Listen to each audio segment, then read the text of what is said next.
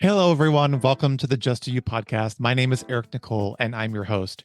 If you are a first time listener, welcome to the conversation. And if you're a regular, I'm honored that you've decided to join me for another episode.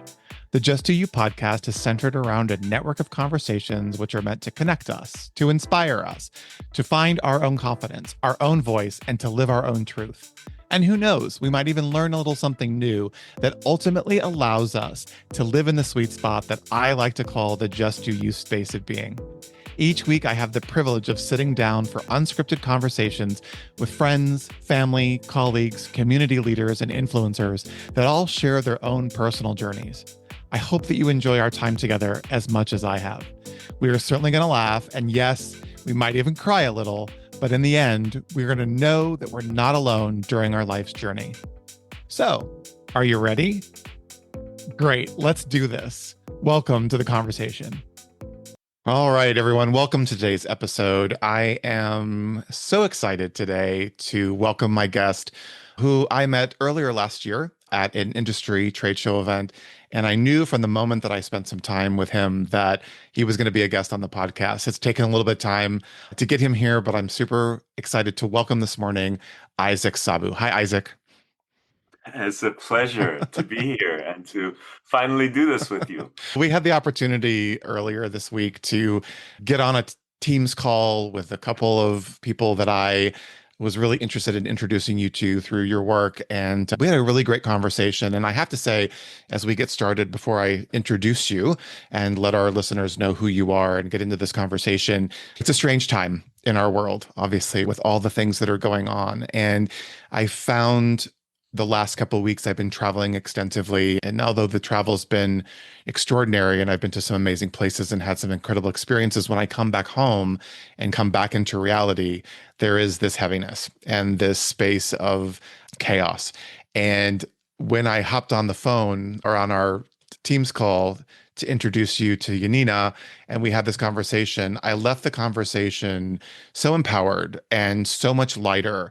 And it wasn't that we necessarily talked about anything incredibly specific, but we just got to know each other and got to introduce two people that I think are out to change the world and enhance people's lives through their own journey. So I'm going to take a second to introduce you, and then I want to get right into this conversation about what you're up to in the world so that people can know about you. So for our listeners, Isaac is a visionary sound engineer, inventor, and wellness innovator whose journey began as an immigrant from Iran. And with over 2 decades of experience designing things like IMAX theaters and advanced automation systems, Isaac has been at the forefront of audio innovation. He's the founder of Biotune, which is how I met him, the vehicle in which we met, which is a trailblazing company in frequency-based wellness technology. We're going to get into that. And he's also the creator of Spirit Journeys, which has delivered more than 60 immersive meditation and cultural experiences over the past couple of years. And what I love about Isaac is that he's deeply committed to healing people through sound, which is something that we don't necessarily hear, no pun intended, a lot about, but he offers sound therapy sessions to veterans and individuals struggling with mental health challenges. And his mission is to really take these transformative therapies and make them accessible. So welcome, Isaac, to the Just Do You podcast. Wow, what an introduction. I'm humbled. Thank you so much. My pleasure. My pleasure. It's so nice to have you here. As I said, as I was gleefully discussing who you are and who you are for me, we met, like I said, last year at an industry event. Just bumped into each other. I volunteered and came upon your space. And for our listeners, the space was a opportunity to introduce the meetings and events industry to various modalities of wellness. And it's interesting these days because wellness has become a little bit cliche, perhaps, or a little bit misunderstood. And so when we look around the room, there were some amazing technologies there for all sorts of opportunities to enhance your life, to get centered, to get present, to relax, to meditate. And I was drawn to Isaac and his Biotune product without my own intention, but intentionality from someone to bring us together. So, Isaac, would you just do us a little bit of a favor? And before we get into the meat of the conversation, just explain what that day was like for you, if you can. I mean, that was a profound day. I've had this vision to bring depth into the wellness space. This cultivation of the intention of really providing deep healing and wellness spaces that recenter us was the foundation before entering into the wellness environment. And to be able to see the feedback and the responses from people coming out of the session, maybe with tears out of their eyes, maybe saying that this is the deepest calm that they've ever experienced in a 20-minute session, was really a foundational moment for me, Hmm. because we had done a couple of those events, but that was something that we did back to back for a whole day and gathered all of those responses. That was really a powerful experience and a refining moment in our journey of knowing that this is what our mission is, to be able to take this into spaces that usually people don't expect to have those kind of connections, self connections, and experiences, and to refine and redefine what it is, what wellness really is, what we're trying to achieve in those kind of spaces. And if I may, Please. I think the hospitality, the spa industry, and the wellness industry, it has is such a beautiful space because they create these safe and gorgeous spaces, and you have some of the best therapists in the world leading these kind of experiences, massages, aesthetic treatments. And what I've seen is that they're great, but it's like just covering the surface. And the past couple of years, with integrating this into those spaces, I've seen the opportunity to really go deeper. Yeah. And so that's what's exciting for me.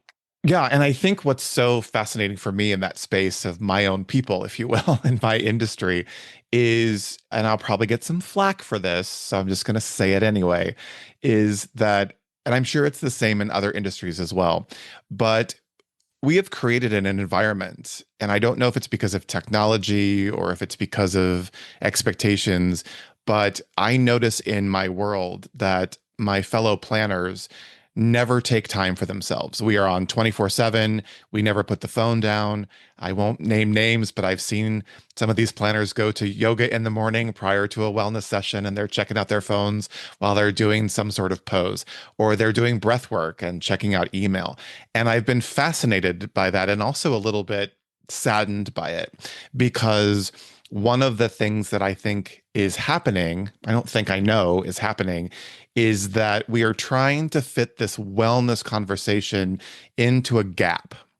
And what we need to do is we need to educate and have the participant or the client, if you will, if this is going outsourced, to understand why it's important to take these moments, why it's important. What's the benefit of a 20-minute session with Isaac prior to going into a general session or in between sessions or as a part of component of this program?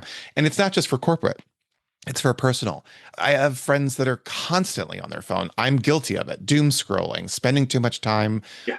on those things that are not helping them with their journey. So we're going to go back a little bit before we really talk about Biotune and how you found this space and how you started out on your journey. But I'd like to go back a little bit farther. I know the current Isaac, but I'd love to know a little bit about young Isaac. Where were you born? What was that experience like? And where did your journey start? It's actually making me a little bit emotional to tap back into that space, especially because of the landscape of what's Yes. happening in the world right now. I'm from Yeah. Iran. I'm an immigrant. I came here when I was 12 years old. I grew up right at the revolution, the Mm, Iranian Revolution, and then the Islamic Republic took over. And really, the first 10 years of my life was consumed in war.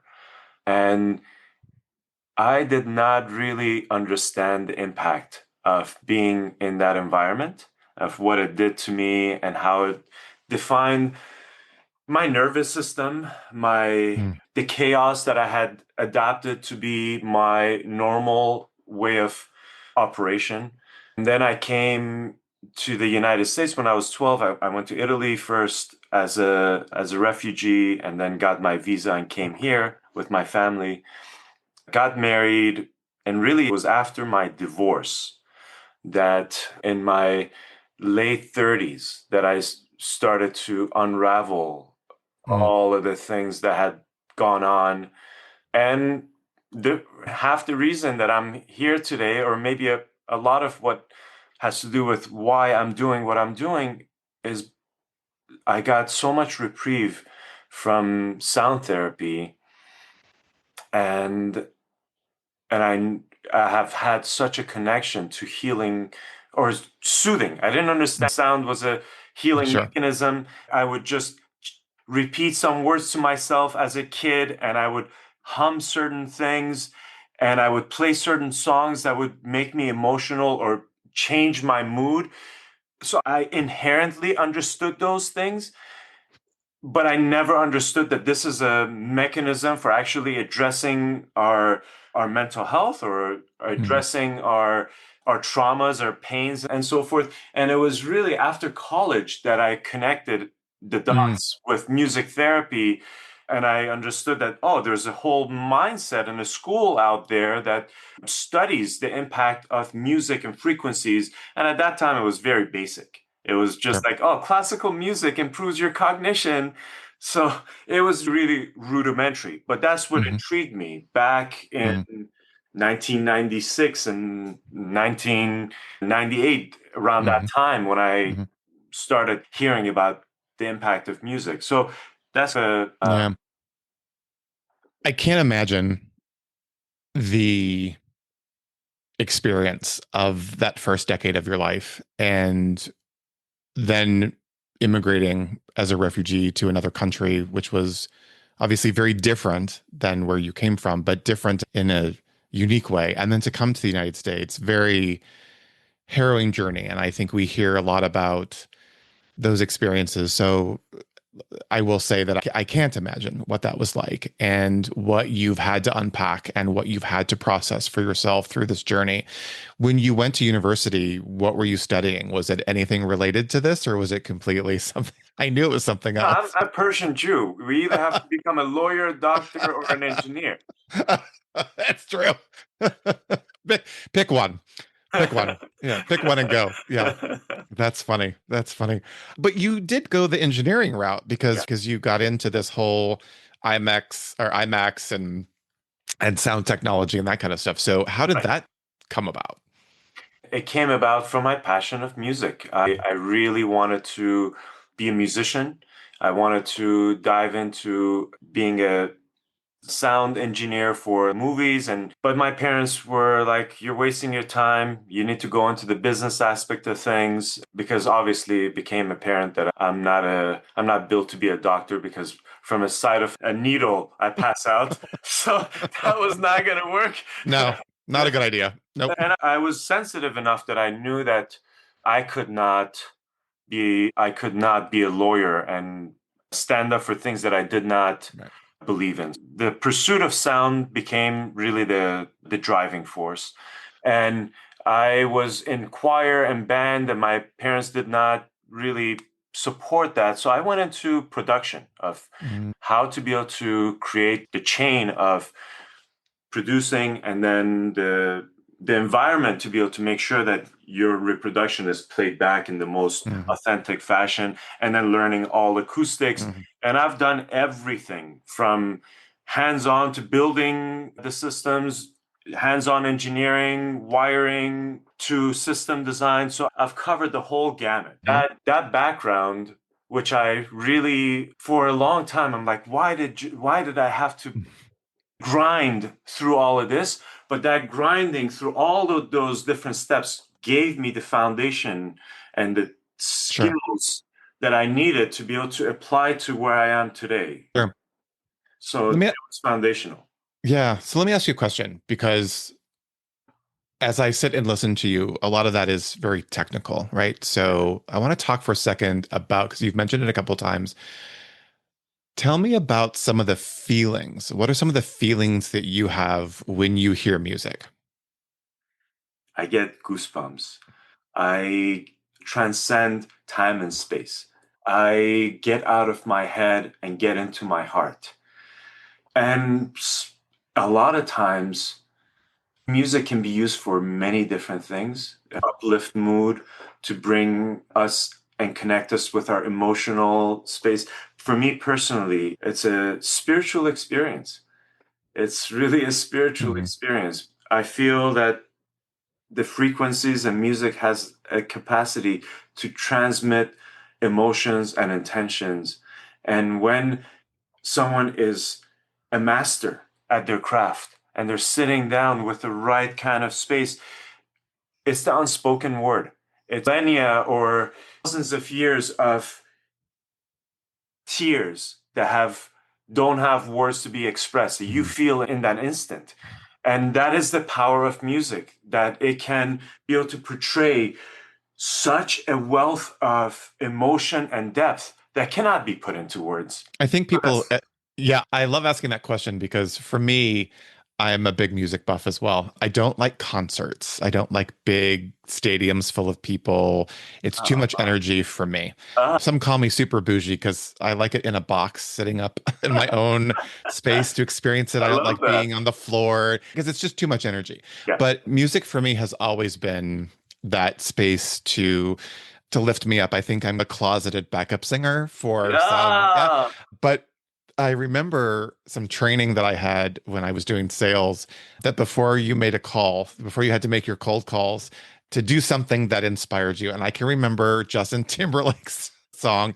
And I would dance around before I had to sit down and make 20 calls. I would dance around my house with that Wow. cranked up because it got me going, right? It's Yeah. that it's, and yet at the same time, I'm very, and as we're talking about this, I'm just recalling these experiences where music can bring you to laughter, it can bring you to tears, it can bring you to introspection. And I don't think people pay attention to what is that connection. When we're in a movie, we're trying to focus on the content or the storyline, and we're not focusing on the fact, why am I tearing up when said character is singing a song or there's background music? I get moved by background music at times in some of those films. This is so corny, but one of my favorite movies is The Holiday, just because I'm in love with Jude Law. But I love that movie. But there's a scene where there's no spoken words, it's just the music, and I Uh, cry every single time. And I bring this up because not to make myself mushy and sappy, but to maybe have the listener start to recall some of the experiences with music that make them the most happy, make them the most, not the most, but calm. And what are some of those experiences? And to tap into that.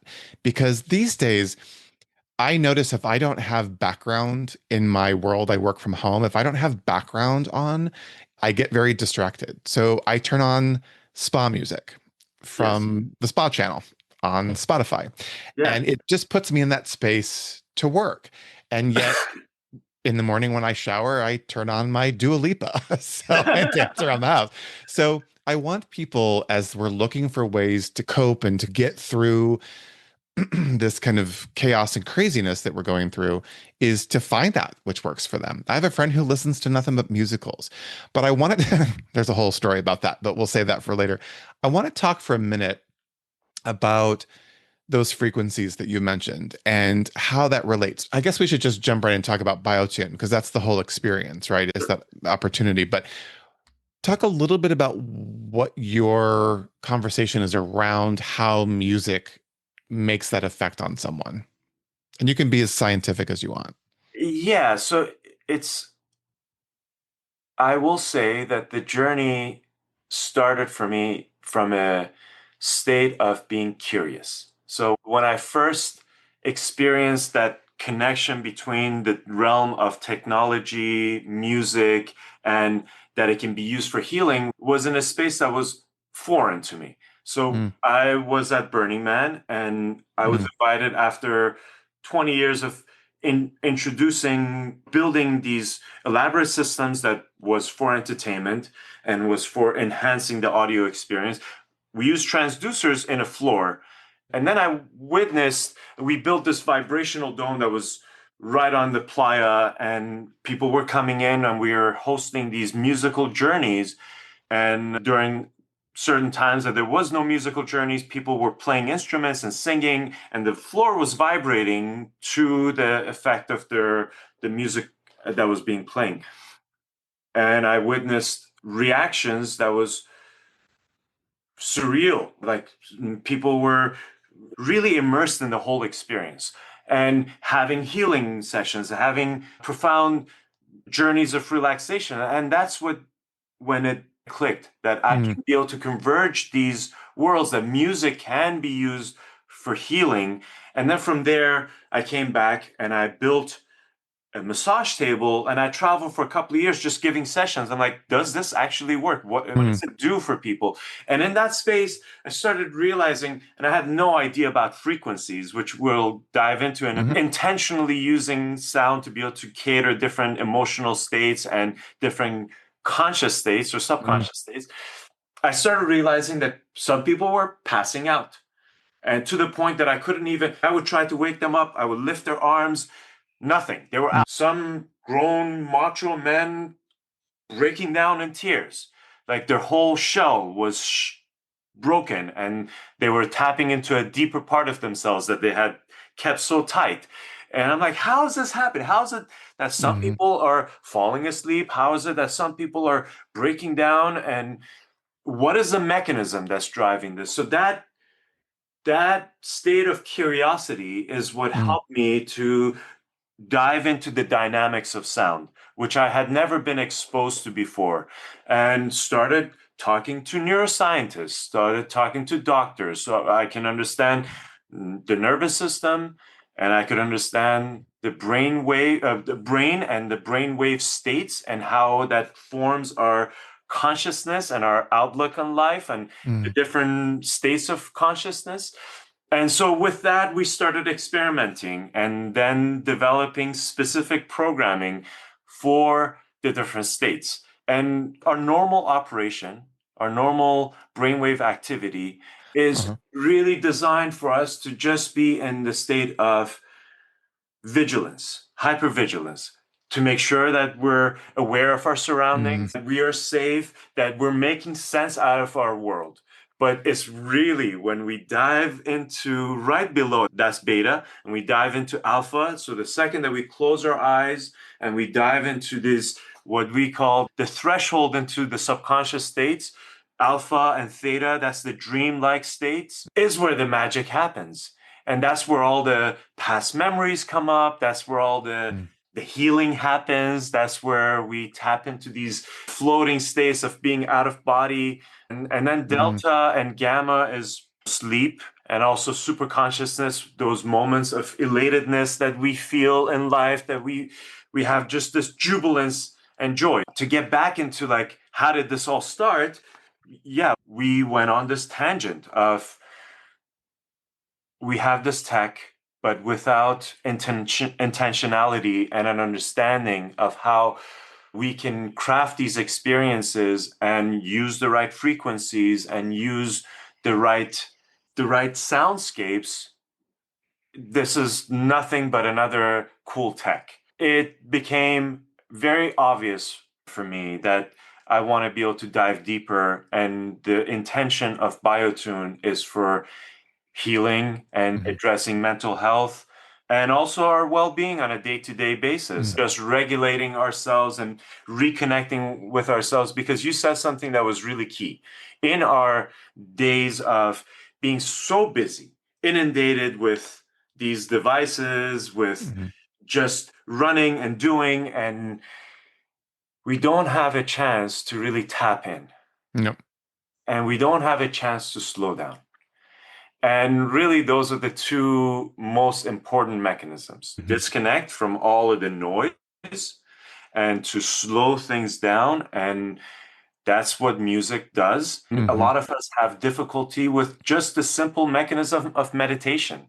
And what's really miraculous about music and frequencies and what we call entrainment and is that these frequencies can allow us to induce a state of meditation. Induced meditation is different than meditation because when you play these frequencies, these dominant frequencies, the mind follows that frequency. And before you know it, after about 15 to 20 minutes, you've emerged into a deeper landscape. So, this is the magic of how sound affects us. And then you layer on top of it all of this emotional yep. landscape and what music does and touches our soul and touches our heart. And now you are our spirit, now you are really dancing Mhm. with the spirit. Yeah. Earlier this week, as I mentioned, I introduced you to Yanina from Costa Yeah. Rica. Yes. And as you're talking, I was taken right back to my experience with her in Costa Rica at the resort and a session that she did. And Yes. when you talk about, and you mentioned we don't ever take a moment to stop and to breathe and to center, I think there's also an important element as we talk about healing and we talk about wellness is that we also don't many times take an opportunity to really deal in the moment with the trauma that we've experienced, whether it's in that Ah, moment or before. And leading up to that trip to Costa Rica, I had been 3 years silent about a very painful and unexpected experience of my divorce and losing the love of my life and my home and everything else that I had built, and then walked into COVID and the shutdown and the quietness and the solitude, and then dealing with that and all of that. And I didn't deal with it, and I didn't take the time. And so when I was in Costa Rica and we lay down to do this meditation session, and she sang that mantra, the minute she opened her mouth, I could feel in that moment a deeper state of not only relaxation, but a deeper connection to all of that trauma and all of that pain that I had been suppressing and hadn't let out. And as I shared with you, and of course, share a lot about that experience with her, and then the experience that I had with you and Biotune, is I let all of that go. And it was probably one of the most freeing experiences. And as we shared and laughed about, I asked her to record that mantra so that I could take it home with me and that I could use it within my practice of meditation and those moments of and needing clarity. And she made a recording and it had all these instruments that her husband was playing, talented musician. And I hated it. I couldn't get into it. I just needed her voice and yes. her and the tone of her voice and that kind of experience. And so what I find fascinating and what I think people don't realize is that when they're in the car and they are maybe or at home and they're listening to their favorite song or they're listening to a song that has a great beat and they're feeling that moment of elatedness and happiness and solitude and connection, that's their healing moment. And at least this is my opinion. And if they don't take the time to identify what that is in the moment, they're missing the point. So yeah, it's fun. It's a great song. It's great music, but I want people to get to a space that say, I'm going to take this 5 minutes and listen to this song that I love or into this meditation tape that I love and really get into and tap into what I'm feeling because we have that 5 minutes of elation and happiness and the song's over and we fall right back into our pattern, You right hit back on into our something really important, intentful listening. We've lost that as a habit. There was a time that we would take out records or CDs, look at the yeah, cover, yeah, read all the things, put the CD in. It was a ritual. It yeah. was a ritual. And Mhm. we took time to be able to sit in our chair and then listen to an album and go have an experience. Music was listening to music was an experience because Mhm. you really had to carve out that time to be able to do it. And now that it's become background, it's lost that magic. And Mhm. a whole one of the key components of what Biotune is simply is to bring back intentful listening, where you're not only listening but feeling the music in a way that you've never felt before. And the vibrations are immersing your body. That's definitely a key factor of it. But that depth when we go to a concert and we feel those low frequencies and the music hitting us, and that all has an effect. That's why we go to concerts because it creates that elated feeling in us. So a deep part of what I'm doing with Biotune is figuring out how to create those moments that we are so engaged in the experience of listening to music and allowing the frequencies and everything else to encapsulate us and touch us in a very deep way. And then also to let go of everything that's in the outside world. So if we can be able to engineer it properly, all the Mhm. mechanisms, so this way you don't hear the outside world, the music and it all sounds amazing. And then we can be able to use the right science to dive us into the relaxed states. Then we can have a profound, touching experience through the Sure. yeah. So let's get into Biotune. So one of the things that I think is what you just said is really important is to have people realize that intentionality in music and in their listening is key. I don't think we think about that. I am going to take on when I listen to music in the morning as I'm getting ready is to use that as an intentional space. But I also want people to realize that these moments of listening to their favorite song or at a concert Yes. are not meant to be a distraction from what's happening, but meant to pull you into a space Yeah. of yourself. We said this on the call earlier this week. We are all floating 20 feet above our bodies. We are not in our bodies. We are not even remotely touching ourselves, for Right. lack of a better term. We're not in touch with ourselves, is what I meant to say. And Freudian slip. We'll just leave it in. We won't edit that out. But we are so far outside of our bodies. And if we can use those moments to create, because I listen to music every time I'm in the car, I have my playlist, I have my podcast list, I have that opportunity of songs that make me happy and artists that make me Yes. feel proud. So take that time, be intentional, use it as an Yes. opportunity to get connected to those feelings of happiness, of elation, of a memory that it brings you. So let's talk about Biotune. I need you to explain.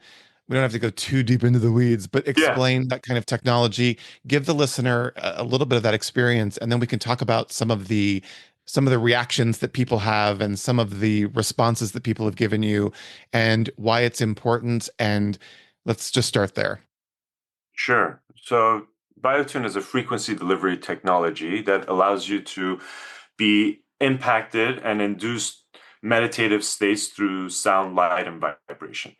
And effectively, you're either sitting in a chair, laying down on a mat or a massage table that has transducers equipped inside of it. And I'll explain what transducers are.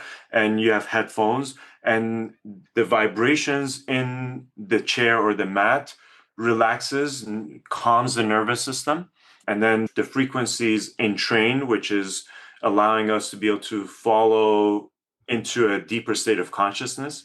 And then the vibrations have a third and very important mechanism of activating on a cellular level and releasing any of the trapped emotions, any of the things that we're holding on to. So those are the Mm. three mechanisms that are involved in a session. So don't brush past that because I think that's important. And I Yes. want people to hear that. So the vibrations, then, right? Say that again of what it does to release.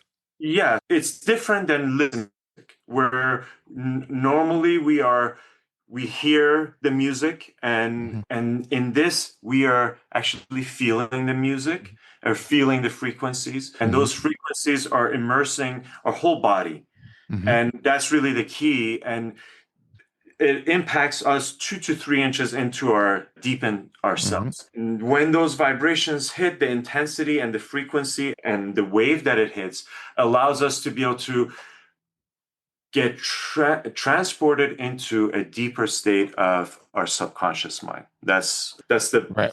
That's one of the mechanisms. The second mechanism is really the nervous system response.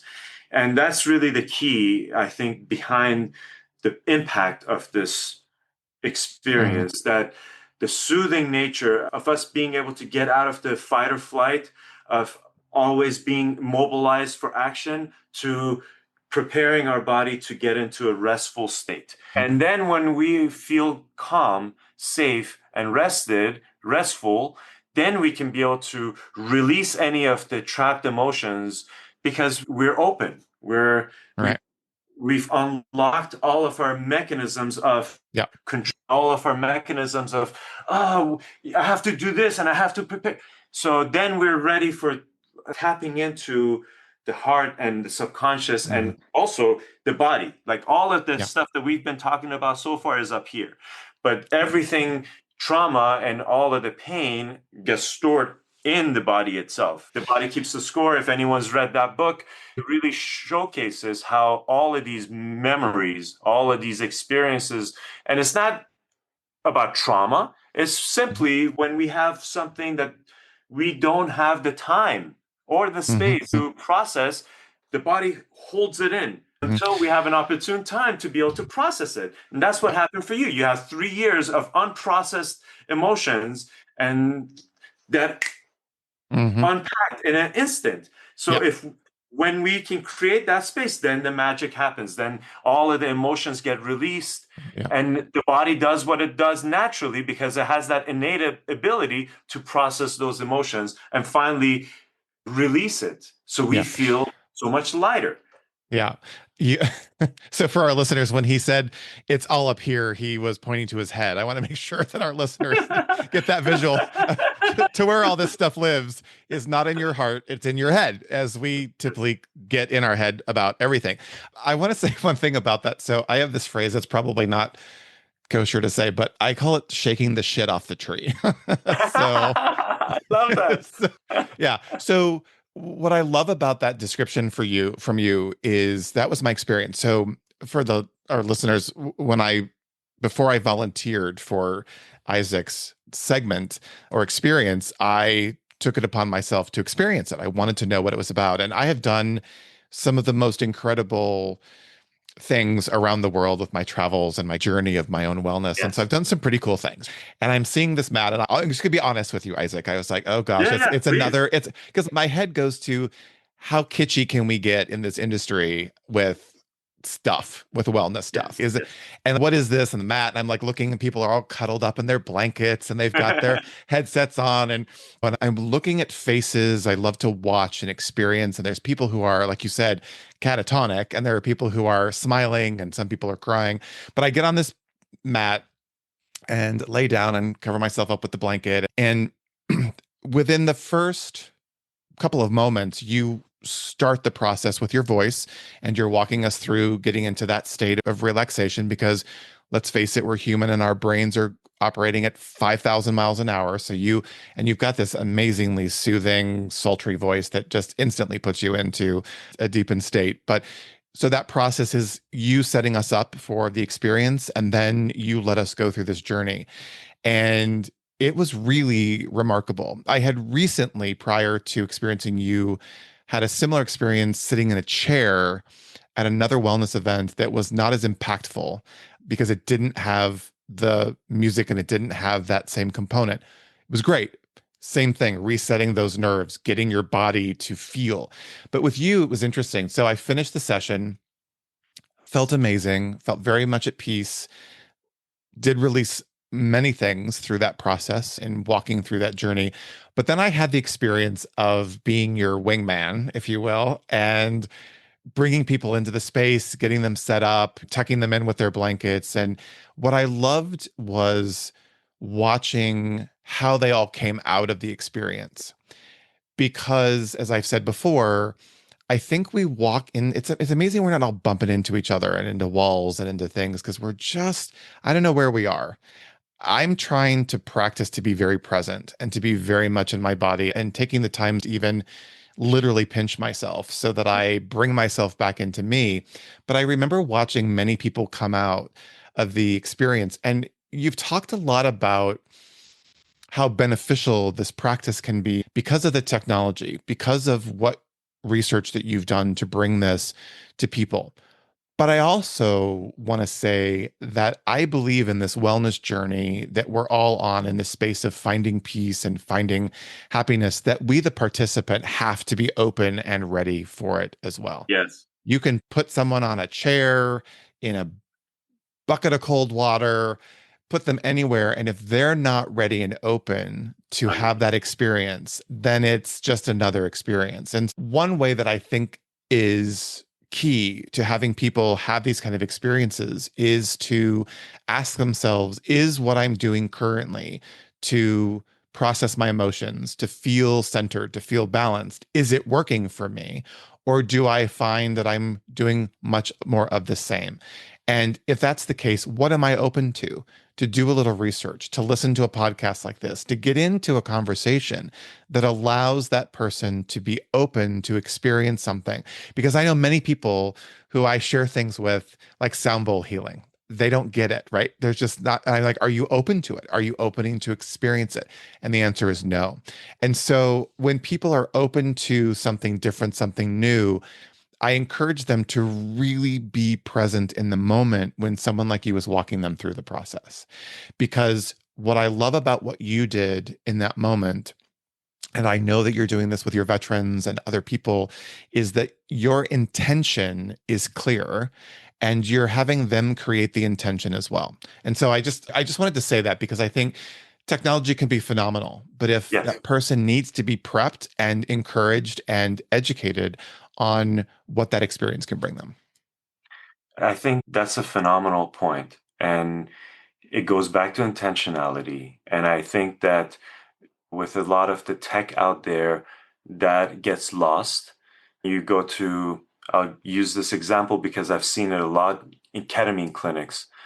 They feel that the therapy is the medicine that they're providing you, and they don't set the time up. Maybe there's a plaque to be able to set intention, but it's not part of the process. And so when I create these spaces, first of all, I, as the facilitator, have to make sure that I'm in the right space myself. Yep. And I have done my work to be grounded because that matters a lot. And number two is to invite others to set their own intentions for the experience and to surrender, be in a space of not knowing and be comfortable in a space of curiosity. And that is really, I feel, that's the key component for being shown. Because if we think that we have all the answers and we're in a state of not even looking for something that's outside of ourselves, we're never going to find it. But when we become curious to maybe I don't know everything, maybe there's something that I need clarity on, maybe there's something that I need to let go of, and what is that for me? Then that can reveal itself is when we open that space up for it. So I always invite people into that space first. And I feel that safety is a key component of this, working with those that have had Hmm. complex traumas and PTSD and in any kind of a ceremonial space. That's Hmm. really Yeah. the key mechanism is Yeah. making people feel safe. Yeah, I've always said that I'm frustrated that we don't make a lot of these modalities and a lot of these opportunities and experiences part of our education. We teach math and English and science and history and all that, but we don't teach how to relate to other people, how to get connected, how to be in tune with our own bodies. We don't Yeah. really teach that at the age where we should. I sometimes feel frustrated that I didn't find this space and this journey and this path until I was into my 30s. What Hey, Yeah, what my life would have been like as in college. Oh my gosh, college could have been such a happy experience if I oh man. was in touch with myself and all that. So I think it's so beautiful the work that you're doing with the veterans and the marginalized communities in creating these kind of lasting and meaningful changes in their lives because we're not given those tools. We're not given those opportunities. And yet we're asked to do things sometimes that are monumental. Whether you're a veteran and having gone through being deployed or in combat or seeing the things that we will never know how they affected you. My dad was somebody who could have beautifully benefited from an experience like this as a Vietnam vet and the things that he saw that changed him and caused him to live a life that was hard to watch and painful and also being a psychologist or a psychiatrist and Oh wow. yeah, not ever being able to, he could help so Others. many people, Yeah. but could never help himself. And I Yeah. always wanted to get him on a bed like this or sink him into that immersion experience I had in Africa with the Sambo healing and water. I just thought all these things could have just been so beautiful for him. But the work that you're doing in those marginalized communities and with the veterans is really transformational because, and I don't mean to keep going back to our current state, but there's a part of me that has a thought that we are going through this chaos and this disruption and this divisiveness to get back into our own bodies, to get back to being present so that we can be with other people. Because if we can't be with ourselves and we have all of these issues around our own being and who we are and who we've become, then there is no way that we can be for other people. Yeah, man, it brings me back. If I didn't have that experience of the war that I had lived Mm, through, if I didn't have the pain and the traumas in my life, and those all are not something that I'm a victim to, but those are things that gave me the opportunity and the sensitivity. And it really mhm, took me a long time to be able to realize that and gave me my mission of why I'm doing what I'm doing. So before I knew it, before I had become awakened to this process, I was numb to it. It was mhm, driving me. When I had the opportunity to work through all of those things and realize that that all of those experiences led me to have an ultra sensitive heart, to be an empath, to be empathetic towards others, to be able to relate to their pain.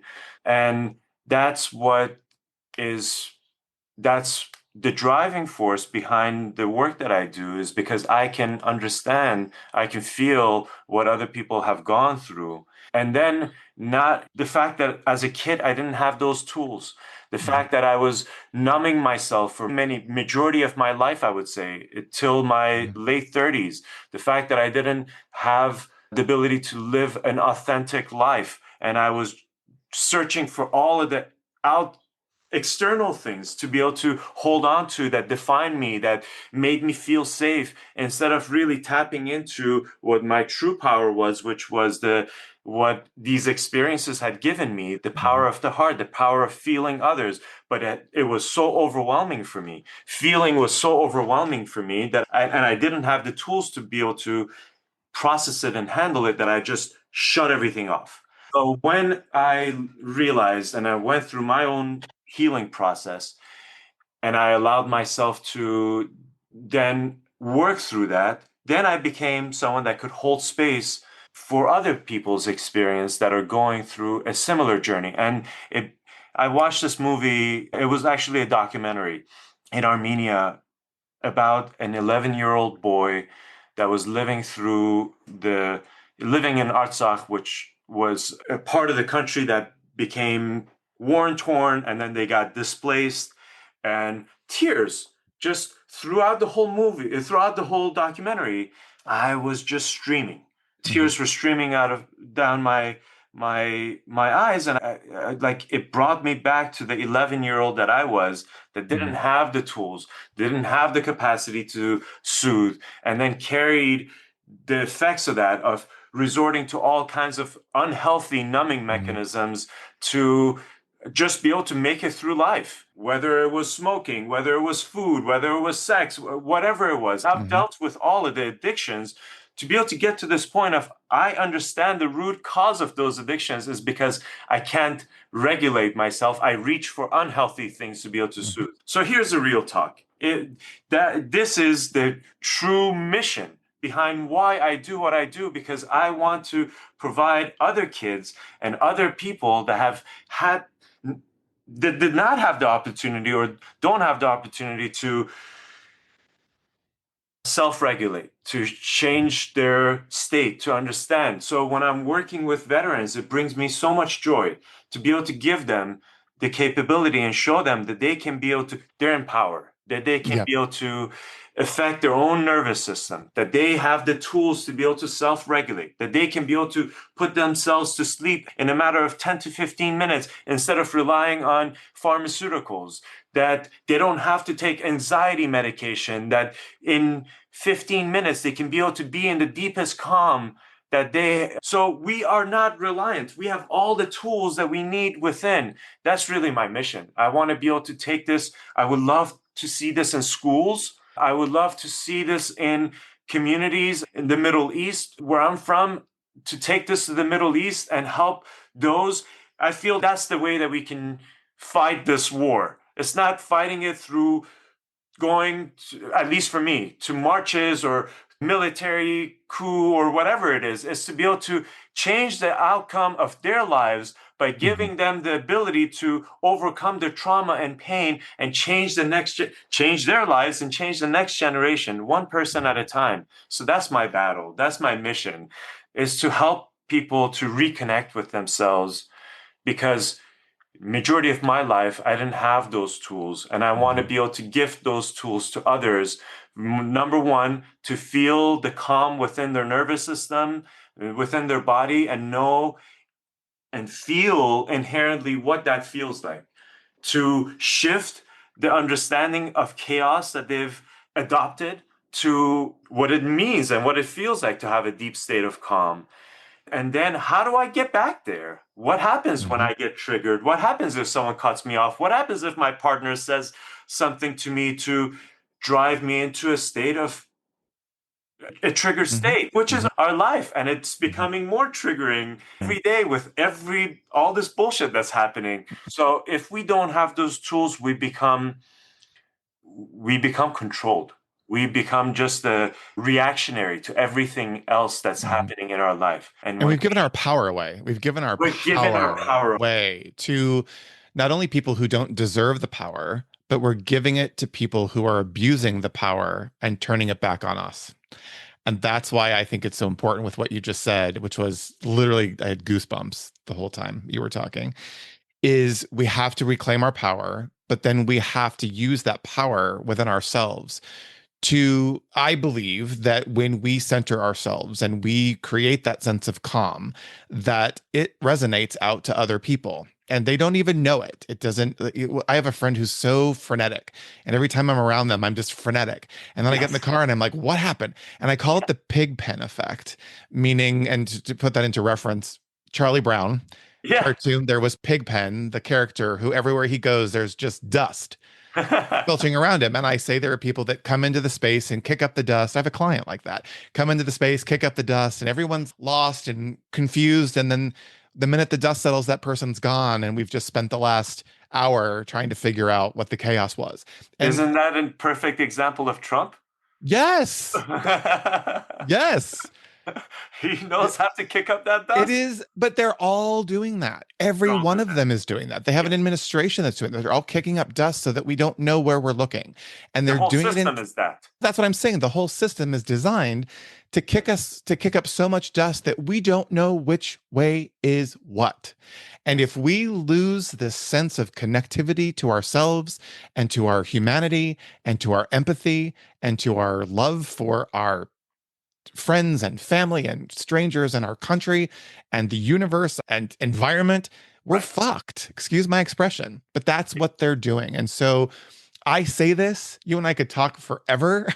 I say this, but I say it with authenticity and complete sincerity is I believe the world is a better place with people like you in it because it may seem insurmountable at times that when you say one person at a time, we talked about this before. Sometimes you question, is the podcast helping? Is it making an impact? Are your sessions helping and making an impact?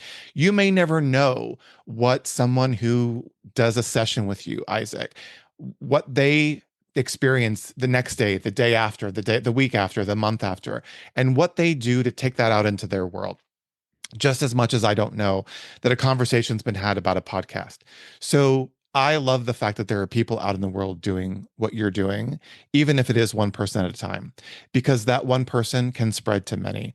I also feel very compelled that we have to drown out the noise with Yes. a conversation of intention and a conversation of peace. And when you be peace, I remember hearing a quote somewhere that said it's much more empowering to be pro peace as opposed to anti war, pro life, pro life as opposed to anti abortion, pro diversity as opposed to anti LGBTQ, because the minute you use anti, there's a negative connotation to it. So when we stand around being pro ourselves, pro us, pro our uniqueness, I our love that. just do you And that's space, so, yes. that's all we have. Because at the end of the day, nobody cares about you but you. Really, you've got to take care of you. We're going to put your information up on our social media. I want to invite you to come back another time to maybe dig a little deeper into some of the experiences that people have had and some of the things that you see, which is what's important. Talk about some of the upcoming projects that you have. I have two final questions for you as we wrap this up, because, like I said, I could talk to you for hours, but I And want to be can respectful. we also leave your audience with a tool that they can Yes, use? yes, yes. Oh, you're going to. Don't worry. Don't worry. So, first question with the caveat, what's next for Isaac and Biotune and your journey? So I want to, we are providing this in wellness spaces and Mhm. spas and beautiful properties across the world and within the United States. So when you go get a treatment, it's enhanced with Biotune so you can have a deeper session. And our goal, like someone came in for a migraine headache and left crying and connecting to what was underneath that headache. The headache was gone, the migraine was gone, but they really tapped into what was underneath it. And that's Sure. really what we would like to provide, is to provide a sense of deep calm, restoration, emotional release during these therapeutic sessions, massages and aesthetic treatments and facials in the best spas in the world. But that really is the foundation of supporting our on the ground work of providing this to veterans at no cost. So that supports us and the work that we do so we can be able to continue expanding our work and taking to this work to the Middle East. Today's my birthday, Oh, and that's right. Happy birthday. thank you so much. It became really in a meditation, it became really clear for me that I'm going to launch a GoFundMe campaign. I'm trying to raise $13,000 to take this work to Iran, to Israel, to these regions that are suffering from the trauma of what has happened, what has just transpired, and to provide them the tools to address their mental health and their well-being. I want to go train others. I don't necessarily want to facilitate all the sessions myself. I want to empower others so they can be able to lead this work in their communities. So that's the next immediate thing of action that I'm going to take, is launching that GoFundMe campaign. And I would love support and anyone that feels called to be able to support a mission like that.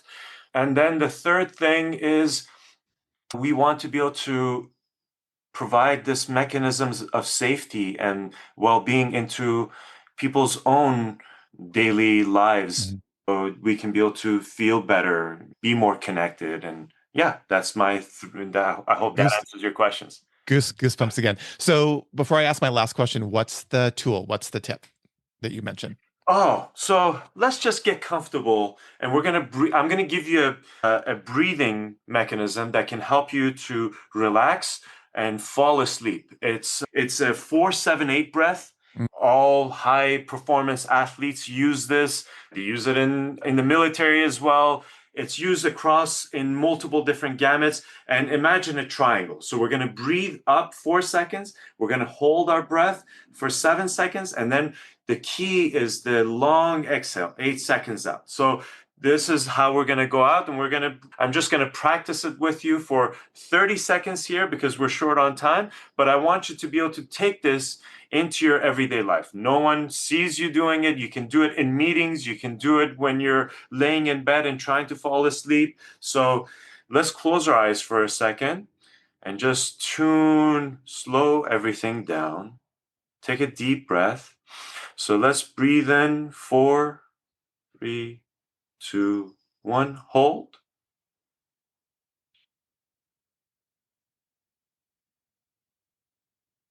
And then exhale and let your breath last for as long as possible, focusing on the smoothness of your exhale. Taking another deep breath in, 2, 3, 4, hold.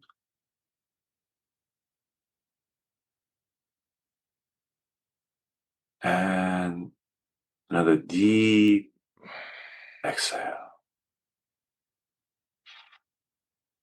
So this is a tool that I would love for you to be able to take with you into your everyday life. I've seen veterans that have difficulty falling asleep, 5 to 10 minutes of this exercise and they're out. We use this. I usually do something that's stimulating, that creates that energy of tension or anxiety so they can feel like their normal sense of what we experience in the world. And then we do this for 5 minutes and they're all out. So I hope that I've given you a tool that will shape or shift our everyday life. Thank you for that. And I'm going to encourage people to put it into their practice. Don't give up. This is not a tangible, necessarily immediate result. It takes time, Yes. it takes practice, It's a muscle. and it's a muscle. And it's what, 21 days, I think they say, in order to do something. Take it day by day, but I schedule it. I calendar it in. I have a little I reminder love every it. morning to do my breathing because that's a whole other podcast episode is breathing. But I'm a breath holder. I hold my breath a lot. And Ah, it's a fight or flight response. And I've been using this breathwork practice. So I'm going to take what you did. I'm going to do it a couple times today, this weekend. I ah, appreciate that so much. I have one final question for you. yes. And I'll remind everyone that we're going to put Isaac's information up on our social media, also give access to Biotune. And even if you're not in Los Angeles, I encourage you to check it out, reach out, ask questions, have conversations Oh, because you know what? hmm, We're going to make our app available to all of your audience. It okay, gives access to 5 to 20 minute sessions, and cool. they're designed to be able to, in different states, relaxation, to increase focus and Love it. productivity, to improve sleep. So it's bite size. Choose what you want to do, and then choose the time frame and go. I love that. So Bite we'll make size. that Well, available. great. We'll put it on our website. So my last question for you is Yeah. this. And before I ask the question, thank you for your time today. And thank you Thank for your you. journey. And thank you for what you bring to my life and what you bring to everyone's life in this journey of healing and self-acceptance. It's a beautiful gift. And I'm blessed to know you and have you in my space. If you could go back to that young Isaac that we talked about at the beginning of this podcast, and you could tell him about his life today, what would you tell him? It's all going to work out. And it's not even telling him, it's just giving him a hug to let him know that he's not alone and that he's going to be okay. And that's what all little kids need is just that assurance and that love. Well, I'm so grateful to you and thank you for your I'm time grateful today. to you. This friendship means a lot. Mhm. I'm so happy to have connected on that day and for our friendship to flourish over the years. Thank you so much for this time and opportunity. I really appreciate you. We'll talk again soon. Have a beautiful day. Bye for now. Bye for now. All right, everyone. Thank you again for joining us on today's episode. I hope our conversation resonated with you like it did me, and I cannot wait to sit down with you all again next week. Remember to subscribe to the Just Do You podcast on your favorite platform so you can make sure not to miss a new episode, which drop every Thursday.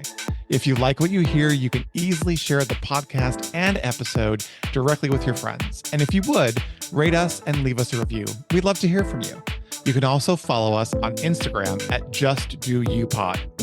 As you go out into the world today, remember to just do you. All right, talk next week.